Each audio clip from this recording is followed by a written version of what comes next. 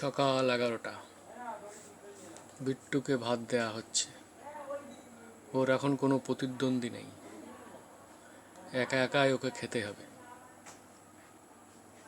ধীরে ধীরে বিট্টু ভাত খেয়ে চলেছে।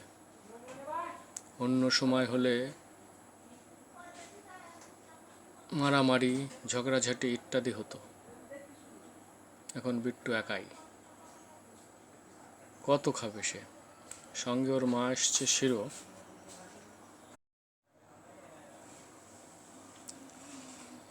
শিরো খাওয়ায় যোগ দিয়েছে। শিরো আর বিট্টু এখন ভাত খেয়ে চলেছে, মা ও ছেলে। একটাই এখন অবলম্বন।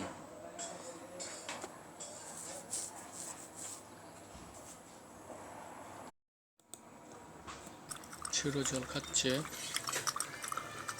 তারপরে আবার ভাত খেতে শুরু করলো। এদিকে কলি এসে জল খাচ্ছে কুকুরদের মালসা থেকে। কলির খুব তেষ্টা পেয়েছে, অনেকক্ষণ ধরে জল খাচ্ছে। বিট্টুর ভাত খাওয়া হয়ে গেছে, বিট্টু এখন জল খাচ্ছে।